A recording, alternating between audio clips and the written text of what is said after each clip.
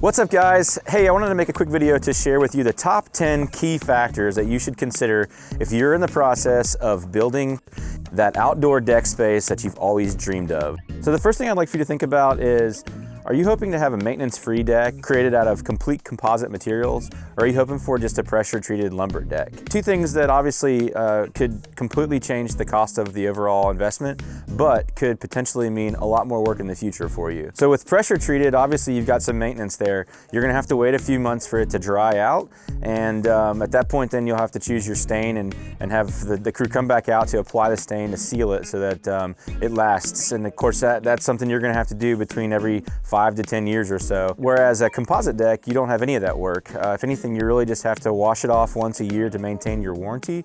And then from there, if there's coverage, like in this case, we have leaves, you just wanna make sure the leaves are off of it and that it's sprayed off whenever you're entertaining or have guests coming in town. So the second thing I wanna talk to you about is the handrails.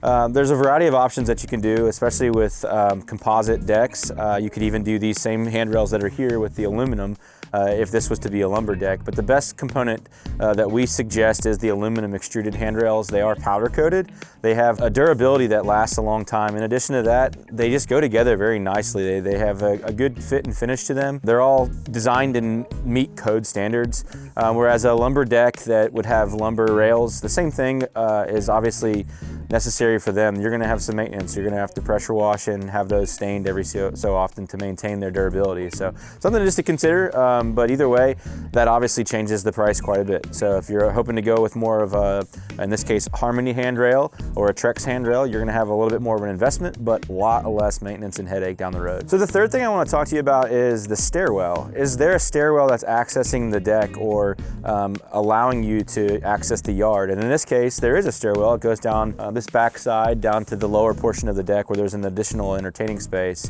If there's a stairwell, what's the purpose of it? Are you going to be hauling things up and down it? Does it need to be a specific width? Would you prefer to have a longer tread so that your rise over runs a little different? And obviously there's some codes that have to be considered when doing that, but there is a chance that we can make things a little wider for you and make them a little easier, more gradual on the stairwell. So that carrying things up and down, say maybe a plate of steaks to go on the grill, or possibly the outdoor entertainment stuff, bringing it back upstairs. Just stuff to consider on the stairwell. Of course, the handrail is going to carry that entire length down.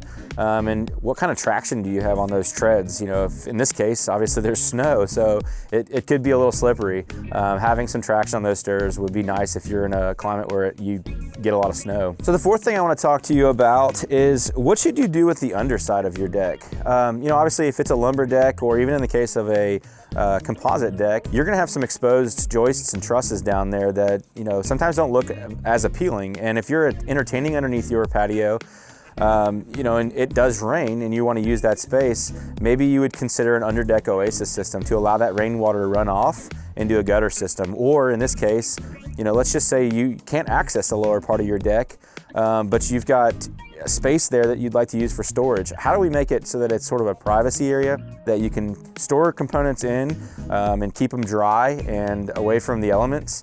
So just something to think about. We can create some spaces like that to give you that storage compatibility as well. The fifth thing I want to talk to you about is the color selection that you choose. A lot of different options with the composite deck. You know, obviously, especially with a stain deck, there are a lot of different options. You can go with the more natural look and just seal it. You can go into some lighter components or even into some darker colors. But what we would suggest in many cases, if you're going to stain it, choose something that's going to match the trim on your house. Choose something that goes well with you know, the accent colors that are in areas that they're going to see that are right up against that deck. That way it kind of matches and it goes along with the theme of the overall look of the house. With a Trex deck, same thing. You want to make sure that you're choosing a color that fits into maybe the brick scheme or the siding scheme that you currently have. That way it kind of blends in and it actually matches the rest of the house. Sometimes you may even choose to go with colors that contrast one another to create maybe a border or a different look with your deck. In this case, we went with kind of a sandalwood look for the color, and it matches the trim in the exterior of the house. And then of course the handrails were more of an accent on this. We actually in this particular situation went with a white and chose after they arrived to make a change order because the black just made more sense and it looks a little better and you can actually see through it out into the distance. Something to consider if you are doing handrails on your deck and you live in a wooded area. The best thing to do is kind of match that wooded area. Don't go with a brighter color that you'll see more of. Same goes for if you live on a lake and you're hoping to be able to see through those handrails and the colors from the background would appear. You'd want to choose something that looks more like that, I guess, that look. Rather than a bright handrail, you're gonna see the handrail before you see the lake. So just something to think about. So the sixth thing that I want you to think about is there constant direct sunlight on your patio? If there is there a way to get under some shade in the event that you're using the deck in the middle of the afternoon where it's really hot outside? In East Tennessee, we get some humid temps and some higher temps, and obviously if you're entertaining on your patio throughout the afternoon, the Trex composite can get a little hot.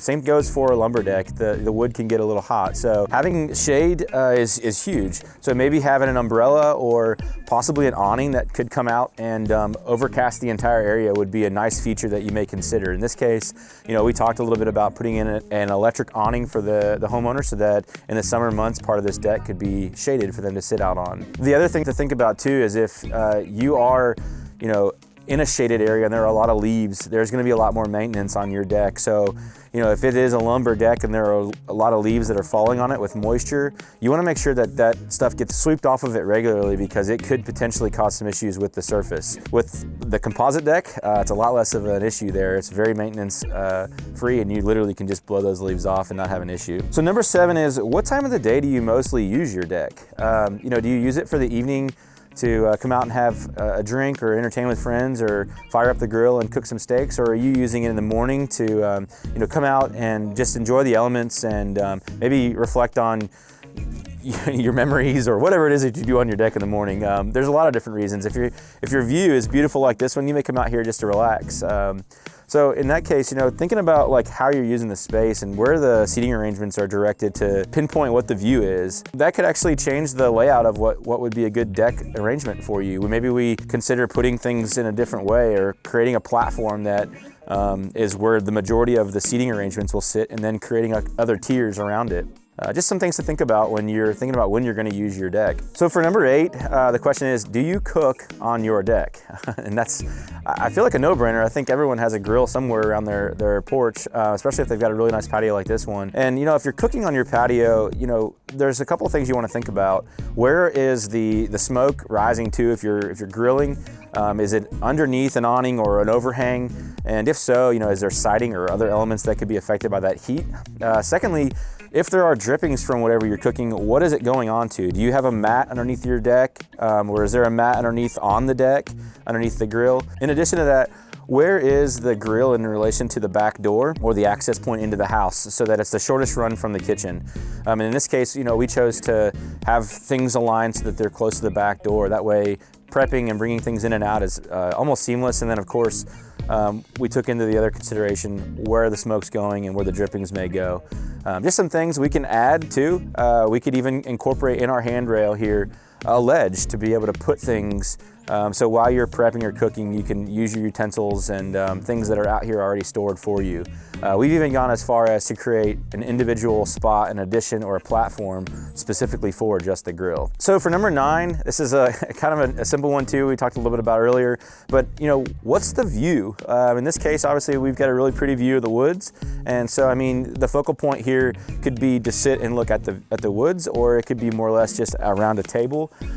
Whereas if you had a lake view, you would want your seating arrangements to be able to overcast that lake view, and having the chairs set up or the tables set up in an arrangement that meet that viewpoint is monumental. That's what makes that space so grandesque and just entertaining and inviting for people to want to be there. So for number 10, this is the last thing I want to share with you guys, just to make sure that you're putting together the right outdoor space. And this goes above and beyond that deck transformation. 4 things I want you to think about: fire, water, a kitchen space, and then of course that view. If you're able to put at least 3 of the 4 elements together, you're gonna have all your neighbors coming over to hang out at your place throughout the summer months. And so what I mean by fire, are you putting in a fireplace or maybe some feature of fire? maybe a waterfall or a feature of water, maybe even a pond. Have some koi flowing through that with a little bit of a waterfall. Again, that kitchen space is huge. I mean, in our seasons here in East Tennessee, it's easy to be able to use that all around. So if you're able to have a griddle top, a grill, a smoker, maybe a kegerator outside, some fridge space to be able to store some things, gosh, you don't even need to go inside at that point. Now you're pretty much all outside throughout the entire afternoon, just enjoying the weekend with your family, friends, firing up good steaks, watching the game. So just some things to think about. Make sure you have the proper electrical out there so you can run the television and all the appliances. In addition, make sure you got good water supply and drainage for the things that you're gonna need as far as the fountain or the water feature, or even the water in the sink to rinse and wash and prep things. So with that said, I hope those 10 things helped you guys. Obviously there's plenty more to think about in the process of just kind of coming together with a good idea to build a deck. Either way, we love to collaborate with our clients. If there's any questions or anything, feel free to contact us and we'll be glad to kind of put time together to arrange all these details, get all of it lined up so that you have the most seamless, easy production process and you're able to get into enjoying that space that you've always dreamed of.